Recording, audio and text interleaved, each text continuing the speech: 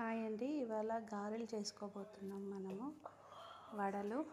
So ఇందులోకి మనం first night అంతా నానబెట్టుకున్న మినప్పప్పు, దాంట్లోకి పచ్చిమిరపకాయలు, మనం కారం ఎంత కావాలంటే అంత కారం వేసుకోవాలి. దాని తర్వాత ఉల్లిపాయ, ఒక చిన్న అల్లం ముక్క, అండ్ నెక్స్ట్ ఆ పప్పు కొద్దిగా వేసుకొని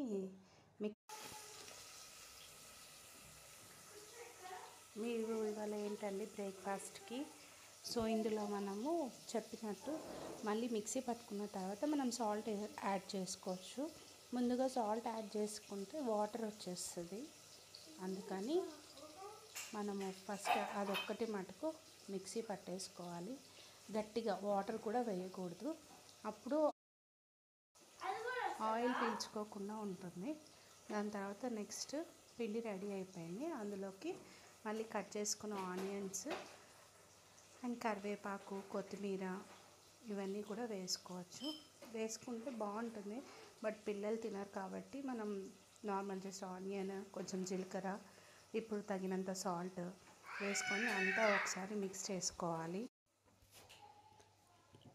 కొంచెం జీలకర్ర అండ్ అదే ఈ ప్లేస్లో మనం కావాలనుకుంటే అల్లం కూడా వేసుకుంటే బాగుంటుంది, బట్ పిల్లలు కూడా తింటారు కాబట్టి సింపుల్గా వేసుకుంటేనే బాగుంటుంది. ఇప్పుడు బాండీలో ఆయిల్ వేసుకొని అది కొంచెం హీట్ అయిందో లేదో చెక్ చేసుకోవాలి అనుకుంటే ఒక చిన్న డ్రాప్ అలా వేస్తే అది పైకి వచ్చింది అంటే ఆయిల్ వేడైనట్టు.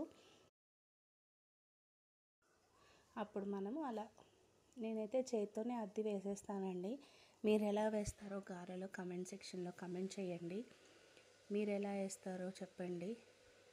ఇందులోకి టమాటా చట్నీ అయితే బాగుంటుందండి, చాలా బాగుంటుంది. పచ్చిమిరపకాయల పచ్చడి నేను చేతితో అలా అద్దేసి అలా వేసేస్తాను, చాలా బాగుంటుంది.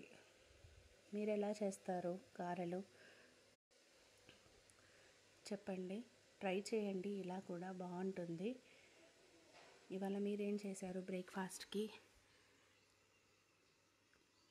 అలానే ఒక బ్యాచ్కి ఒక 4-5 వేసి చిన్నగా తీయాలి, మళ్ళీ కింద అడుగున అంటుకుంటుంది కాబట్టి కొంచెం చిన్నగా అలా తీసుకొని దాని తర్వాత తిప్పేసుకోవాలి. అండ్ కొంచెం హై ఫ్లేమ్ మీదే చేసుకోవాలి. రెడీ అయిపోయింది. దాంట్లోకి టమాటో పచ్చడి, పచ్చిమిరపకాయల పచ్చడి. యాక్చువల్లీ అది పచ్చిమిరపకాయలు ఎక్కువ వేసుకొని టమాటో తక్కువ వేసుకొని చేసుకోవాలి, చాలా బాగుంటుంది.